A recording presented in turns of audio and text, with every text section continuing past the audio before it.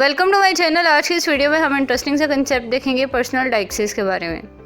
तो पर्सनल डायक्सिस जो है वो बेसिकली डायक्सिस की एक टाइप है। इसकी फर्दर टाइप्स जो हैं उनके लिए मैं एक अलग वीडियो जो है वो बनाऊंगी, वो भी आप ज़रूर देखिएगा। तो वीडियो स्टार्ट करने से पहले हम जान लेते हैं कि डायक्सिस का क्या मतलब है। वर्ड डायक्सिस बेसिकली ग्रीक वर्ड है जिसका मतलब है किसी चीज़ की तरफ इशारा करना, पॉइंट आउट करना लैंग्वेज के थ्रू।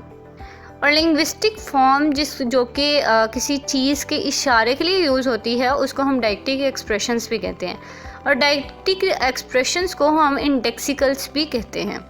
अब इसमें फर्दर बहुत सी टाइप्स हैं, लेकिन हमारा जो मेन कंसर्न है आज की इस वीडियो में वो है पर्सनल डायक्सिस को डिटेल से डिस्कस करना। तो जैसे कि मैंने आपको बताया था कि डायक्सिस का मतलब होता है किसी चीज़ की तरफ इशारा करना। अब यहाँ पे हम बात करें पर्सनल डायक्सिस, यानी कि किसी पर्सन की तरफ इशारा करना।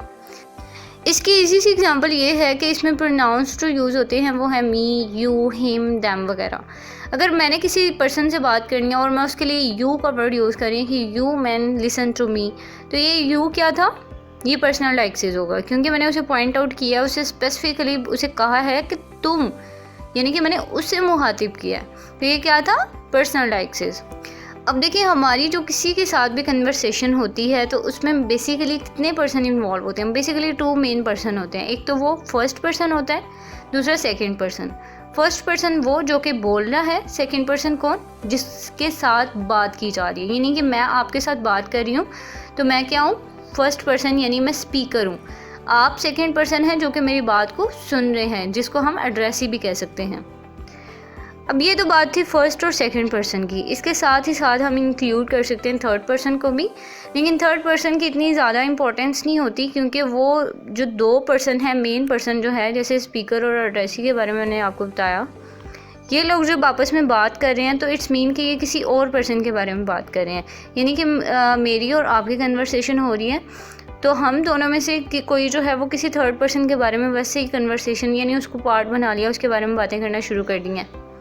लेकिन इसकी ग्रामेटिकली इसको इतना मार्क नहीं किया जाता।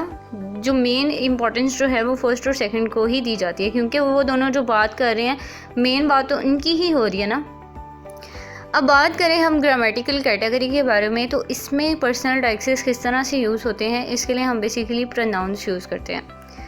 कोई भी लैंग्वेज होगी उसमें आपको पर्सनल प्रोनाउंस लाजमी मिलेंगे। उर्दू लैंग्वेज है तो उसमें आप, तुम, ये सारे जो है इस तरह के हम वर्ड्स जो हैं वो यूज़ करते हैं पर्सनल डायक्सिस के लिए, यानी किसी को पॉइंट आउट करने के लिए।